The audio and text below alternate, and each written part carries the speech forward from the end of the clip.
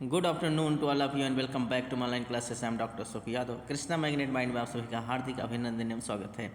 हम लोग डिस्कस कर रहे हैं माइटोकॉन्ड्रिया के विषय में। प्रीवियस वीडियो सेगमेंट में हम लोगों ने माइटोकॉन्ड्रिया से रिलेटेड बहुत सारे इंपॉर्टेंट एस्पेक्ट्स को देख लिया था। आज आइए इस इंपॉर्टेंट वीडियो सेशन में हम लोग डिस्कस करेंगे माइटोकॉन्ड्रिया के स्ट्रक्चर और फंक्शंस के विषय में। Mitochondria are well defined cytoplasmic organelle of the cell which takes part in the variety of the cellular metabolic functions. Mitochondria अगर हम ये देखें तो यूकैरियोटिक सेल का एक बहुत ही इंपॉर्टेंट सेल ऑर्गेनेल होता है जो साइटोप्लाज्म में देखने को मिलता है। साथ ही साथ ये बहुत सारे सेलुलर मेटाबॉलिक फंक्शंस को परफॉर्म करने के लिए रिस्पॉन्सिबल होता है। Survival of the cells require energy to perform different functions. Cell को जिंदा रहने के लिए अधिक एनर्जी की आवश्यकता होती है और ये एनर्जी डिफरेंट प्रकार के फंक्शंस को परफॉर्म कराता है। और ये एनर्जी कौन दे सकता है? Mitochondria are the important as the fact that these organelles supply all the necessary biological energy of the cell. अगर हम ये देखें तो इस प्रकार का जो एनर्जी जो सभी सभी कोशिकाओं को अपने बायोलॉजिकल एक्टिविटीज़ को चलाने के लिए, अपने वाइटल एक्टिविटीज़ को चलाने के लिए जो एनर्जी की आवश्यकता होती है वो एनर्जी कौन दे पाता है? माइटोकॉन्ड्रिया, है ना। और ये माइटोकॉन्ड्रिया ये एनर्जी किस रूप में देता है? Necessary, that is the biological energy. ये एक प्रकार का बायोलॉजिकल एनर्जी देता है डिफरेंट प्रकार के वाइटल एक्टिविटीज़ को चलाने के लिए। तो कोशिकाओं को जिंदा रखने के लिए, साथ ही साथ कोशिकाओं को डिफरेंट प्रकार के फंक्शंस को परफॉर्म करने के लिए जो एनर्जी का रिक्वायरमेंट होता है वो एनर्जी दूसरा कोई नहीं दे पाता, केवल और केवल कौन देता है? माइटोकॉन्ड्रिया देता है। And they obtained this energy by oxidizing the substrates of the Krebs cycle. और ये एनर्जी क्रेब्स साइकिल के द्वारा डिफरेंट प्रकार के सबस्ट्रेट्स का ऑक्सीडेशंस के द्वारा प्राप्त होता है। अर्थात जो सबस्ट्रेट्स, जो भोजन, जो फूड मटेरियल्स हम लोग लेते हैं उनका कंप्लीट ऑक्सीडेशंस होता है और ऑक्सीडेशंस के दौरान जो एनर्जी मिलती है, गेन होती है, रिलीज होती है, उस एनर्जी से हमारी सभी कोशिकाएं अपने वाइटल एक्टिविटीज़ को चलाती हैं, डिफरेंट प्रकार के फंक्शंस को परफॉर्म करते हैं। और ये एनर्जी जनरेट करने वाला जो ऑर्गेनेली होता है उसको हम क्या कहते हैं? माइटोकॉन्ड्रिया कहते हैं। Energy of the cells is got from the enzymatic oxidations of the chemical compounds in the mitochondria। और ये जो एनर्जी होती है ये एंजाइमेटिक ऑक्सीडेशंस के द्वारा मिलता है। और डिफरेंट प्रकार के केमिकल कंपाउंड्स होते हैं उनका क्या होता है? उनका एंजाइम के द्वारा ऑक्सीडेशंस होता है। डिफरेंट प्रकार के एंजाइम इन्वॉल्व होते हैं डिफरेंट प्रकार के मेटाबॉलिक एक्टिविटीज़ के लिए। तो जो हमारे भोजन, जो मेटाबोलाइट्स हो जाते हैं, जो ऑक्सीडाइज होते हैं, वो किसकी उपस्थिति में होते हैं? विभिन्न प्रकार के एंजाइम के द्वारा। और ये सब काम कहाँ होता है? माइटोकॉन्ड्रिया के अंदर होता है। Hence the mitochondria is refers to as the power house of the cell। इस प्रकार से हम ये कह सकते हैं कि माइटोकॉन्ड्रिया जो होता है वो सेल का पावर हाउस होता है। माइटोकॉन्ड्रिया को क्या कहते हैं? Mitochondria is the power house of the cell. हमारी कोशिकाओं का विद्युत गृह होता है, पावर हाउस होता है जो एनर्जी प्रोडक्शन का काम करता है। Almost all the eukaryotic cell have mitochondria, though they are lost in the later stage of the development of the cell, like in the red blood cells or in the elements of the phloem sieve tube। अगर हम ये देखें तो लगभग सभी eukaryotic cell में mitochondria देखने को मिलता है। फिर भी कुछ ऐसे भी सेल हैं जहां माइटोकॉन्ड्रिया का अभाव हो जाता है। कब? वो मेच्योर स्टेज में। इमेच्योर स्टेज में तो माइटोकॉन्ड्रिया पाया जाता है, लेकिन मेच्योर होने पर, मेच्योर कंडीशन में माइटोकॉन्ड्रिया टोटली लॉस्ट हो जाता है। जैसे हम आरबीसी की बात करें, रेड ब्लड सेल्स में माइटोकॉन्ड्रिया इमेच्योर कंडीशन में तो देखने को मिलता है, लेकिन जैसे जैसे उसका लेटेस्ट स्टेज आ जाता है डेवलपमेंट का तो माइटोकॉन्ड्रिया क्या होता है? विलुप्त हो जाता है, लॉस्ट हो जाता है। ठीक उसी प्रकार से प्लांट सेल के फ्लोएम सेल का फ्लोएम के अगर सिव ट्यूब में देखें तो सिव ट्यूब में भी क्या होता है? माइटोकॉन्ड्रिया का अभाव देखने को मिलता है। तो कुछ ऐसे भी यूकैरियोटिक सेल एक्सेप्शन स्वरूप देखने को मिलते हैं जहां माइटोकॉन्ड्रिया का टोटली अभाव हो जाता है। कब? मेच्योर कंडीशन में। इमेच्योर कंडीशन में देखने को मिलते हैं। इन 1890 mitochondria was first described by Richard Altman and he called them as bioblast। Mitochondria को सबसे पहले किसने डिस्क्राइब किया? सन 1890 ईस्वी में रिचर्ड अल्टमान ने सबसे पहले माइटोकॉन्ड्रिया को डिस्क्राइब किया और उन्होंने माइटोकॉन्ड्रिया को बायोब्लास्ट नाम दिया। क्या कहा उन्होंने? माइटोकॉन्ड्रिया को किस नाम से जाना? बायोब्लास्ट के नाम से जाना। और किसने? रिचर्ड अल्टमान 1890 ईस्वी में माइटोकॉन्ड्रिया को सबसे पहले डिस्क्राइब किया। Benda in the year of 1897 coined the term mitochondria. Mitochondria शब्द सबसे पहले 1897 ईस्वी में सी बेंडा ने दिया। किसने दिया? बेंडा साहब ने 1897 ईस्वी में माइटोकॉन्ड्रिया टर्म दिया। In the 1920s A biochemist Barberg found that oxidation reactions takes place in the most tissue in small parts of the cells. बारबर्ग ने, एक बायोकेमिस्ट थे, उन्होंने 1820 ईस्वी में ये पाया कि सेल के अंदर एक छोटा सा पार्ट होता है, एक स्मॉल पार्ट होता है जहाँ ऑक्सीडेशन रिएक्शन देखने को मिलता है, और वो कोई दूसरा नहीं बल्कि वो माइटोकॉन्ड्रिया ही था, है ना। तो 1920 ईस्वी में बारबर्ग साहब थे, उन्होंने ये देखा कि सेल के अंदर एक छोटा सा पार्ट होता है जिसको माइटोकॉन्ड्रिया कहते हैं, और वहीं ऑक्सीडेशन रिएक्शन देखने को मिलता है ना। आइए अब हम माइटोकॉन्ड्रिया के डेफिनेशन को देखें। अगर हम डेफिनेशन के पॉइंट ऑफ व्यू से बात करें तो माइटोकॉन्ड्रिया को हम कैसे समझ पाते हैं। Mitochondria is a membrane bound cellular structure and is found in most of the eukaryotic cell. Mitochondria double membrane bound एक सेल ऑर्गेनेल होता है जो most of the eukaryotic cell में देखने को मिलता है।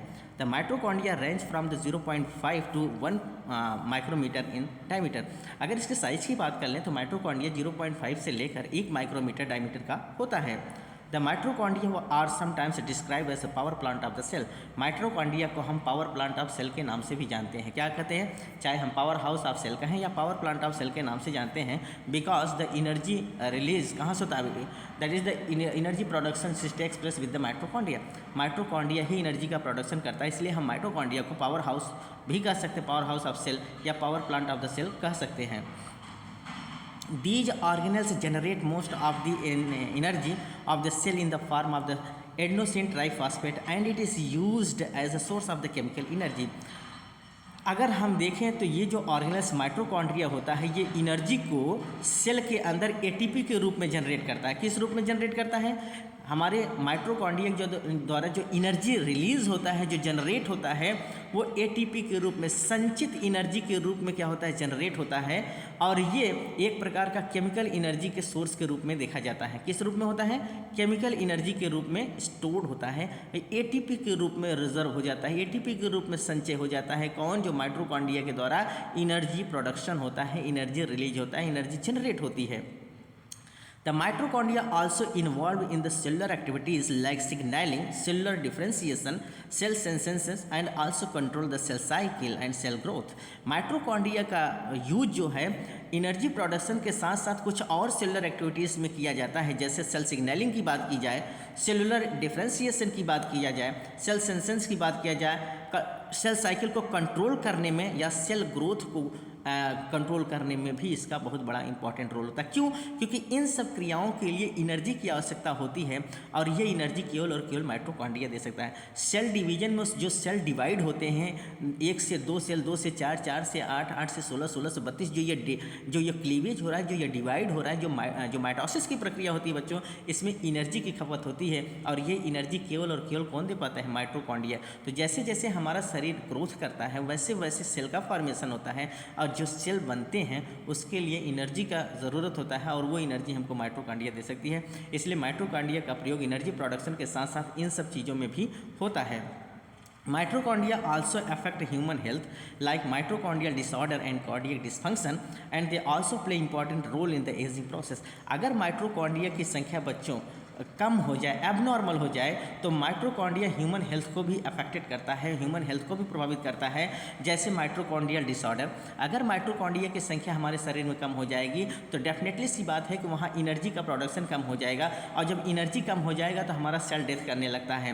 क्यों, मैंने बताया था कि सबसे ज़्यादा माइटोकॉन्ड्रिया की संख्या सेल के फंक्शंस के आधार पर होता है कि जो आर्गन हमारा ज़्यादा फंक्शन करता है वहाँ माइटोकॉन्ड्रिया की संख्या ज़्यादा पाई जाती है। क्यों, क्योंकि वहाँ एनर्जी की ज़्यादा खपत होती है, एनर्जी की ज़्यादा आवश्यकता होती है। इस प्रकार से मैंने बताया था कि हार्ट जो होता है, हमारा हृदय जो होता है, वो ज़्यादा फंक्शन करता है, तो हार्ट में एनर्जी माइटोकॉन्ड्रिया की संख्या ज़्यादा होती है।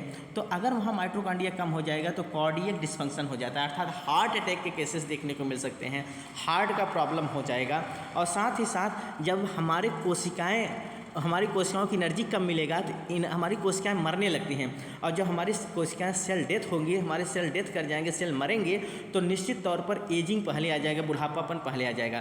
तो बुढ़ापा आने का सबसे मेन मकसद है mitochondrial disorder, that is the जब सेल डेथ करेगा तो सेल डेथ होने से एजिंग पहले आ जाता है, आदमी बुढ़ापे की ओर जाने लगता है। तो बुढ़ापे के फैक्टर में भी माइटोकॉन्ड्रिया रिस्पॉन्सिबल होता है। ह्यूमन हेल्थ को अगर देखा जाए, अगर माइटोकॉन्ड्रिया की संख्या एबनॉर्मल हुई, डेविएट की, तो आदमी में बुढ़ापापन पहले देखने को मिल जाएगा और इसका कारण केवल और केवल माइटोकॉन्ड्रिया होता है। The term mitochondria is derived from the Greek word mitosis, which means thread, and chondrions means this is granule. ये ग्रीक भाषा के दो शब्द से लिया गया है, माइटोसिस एंड कॉन्ड्रियन, है ना, जिसका माइटोसिस का मतलब क्या होता है, थ्रेड। तो माइटोकॉन्ड्रिया दो शब्दों से मिलकर बना है, माइटोसिस एंड कॉन्ड्रियन। माइटोसिस का मतलब होता है थ्रेड एंड कॉन्ड्रियन का मतलब होता है ग्रेन्यूल्स, है ना।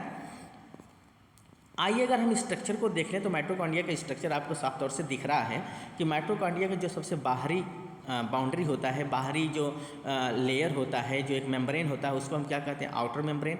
ये एक स्मूथ मेम्ब्रेन होता है। इसके नीचे आप देख रहे हैं जो इस प्रकार से कुंडली संरचना आपको दिख रही है, ट्यूब लाइक स्ट्रक्चर देखने को मिल रहा है, इसको हम क्या कहते हैं, इनर मेम्ब्रेन कहते हैं। आउटर मेम्ब्रेन और इनर मेम्ब्रेन के बीच का जो स्पेस होता है उसको हम क्या कहते हैं, इंटर मेम्ब्रेन स्पेस कहते हैं। अब ये देख रहे हैं जो ये जंक्शन बना रहा है, इस प्रकार से कुंडलित होकर जो संरचना बना रहा है, that is the finger like projection जो देखने को मिल रहा है इनर मेम्ब्रेन का, उसको हम क्रिस्टी जंक्शन कहते हैं। क्या कहते हैं, क्रिस्टी कहते हैं, है ना। साथ ही साथ इस क्रिस्टी पर पाए जाने वाले छोटे छोटे जो पार्टिकल्स होते हैं उनको हम F1 पार्टिकल्स कहते हैं। और मैंने बताया था कि माइटोकॉन्ड्रिया के अंदर अपना खुद का एक डीएनए होता है जिसको हम माइटोकॉन्ड्रियल डीएनए कहते हैं। इसके अंदर खुद भी जिस प्रकार से प्रोकैरियोट में 70 इस प्रकार के राइबोसोम पाए जाते हैं, ठीक उसी प्रकार से माइटोकॉन्ड्रिया में अपना खुद का राइबोसोम होता है, अर्थात उनके अंदर प्रोटीन सिंथेसिस मशीनरी देखने को मिलती है, तो उसको हम राइबोसोम कहेंगे। अब ये देखेंगे कि माइटोकॉन्ड्रिया के इनर मेम्ब्रेन के अंदर का जो मैट्रिक्स होता है, जो तरल पदार्थ होता है, वो क्या है, मैट्रिक्स है। तो ये सब स्ट्रक्चर हमको देखने को मिलेंगे माइटोकॉन्ड्रिया के अंदर, है ना। आइए एक एक को अगर हम देखें तो mitochondria are rod shaped structure found in the both animal as well as the plant cell. Mitochondria जो होता है वो रॉड के शेप का एक स्ट्रक्चर होता है, एक संरचना होता है जो दोनों अर्थात एनिमल्स एंड प्लांट सेल्स दोनों में देखने को मिलता है, अर्थात एनिमल सेल्स में भी देखने को मिलेगा और प्लांट सेल्स में, और किस में, यूकैरियोटिक सेल में देखने को मिलता है। It is a double membrane bound organelles, ये double membrane bounded cell organelle ही होता है। It has the outer membrane and the inner membrane, जिसके दो मेम्ब्रेन होते हैं। बाहर का जो स्मूथ मेम्ब्रेन होता है उसको हम आउटर मेम्ब्रेन कहते हैं, और अंदर का जो बहुत ज़्यादा सरफेस एरिया लेकर लॉन्ग प्रोजेक्शन देखने को मिलता है, इनर मेम्ब्रेन हम कहते हैं, ठीक ना। दो मेम्ब्रेन और made up of the phospholipid protein, बहुत इंपॉर्टेंट चीज़ है। जो ये मेम्ब्रेन होते हैं, outer membrane and inner membrane, ये फास्फोलिपिड्स एंड प्रोटीन के बने होते हैं। किसके बने होते हैं, फास्फोलिपिड एंड प्रोटीन के बने होते हैं इसके दोनों membrane, outer membrane as well as the inner membrane. The component of the mitochondria as follows. बच्चों हम नेक्स्ट वीडियो में डिस्कस करेंगे माइटोकॉन्ड्रिया के कुछ इंपॉर्टेंट कंपोनेंट के विषय में, कि माइटोकॉन्ड्रिया के स्ट्रक्चर में कौन कौन से इंपॉर्टेंट कंपोनेंट आते हैं। उम्मीद है ये वीडियो सेगमेंट्स आपको अच्छा लगा होगा। अगर ये वीडियो सेगमेंट्स आपके लिए हेल्पफुल हो, उपयोगी हो, तो ज़्यादा से ज़्यादा हमारे कमेंट बॉक्स में जाकर हमको ओके लिखें, हमको कमेंट करके बताएं कि कैसा लगा। साथ ही साथ बच्चों अगर हमारे नए व्यूवर हो तो सबसे पहले हमारे चैनल को सब्सक्राइब करें, लाइक करें, शेयर करें अपने यार दोस्तों में, जिससे उनकी भी तैयारी सुचारू रूप से चल सके। मिलते हैं बच्चों नेक्स्ट वीडियो में, तब तक के लिए बच्चों धन्यवाद।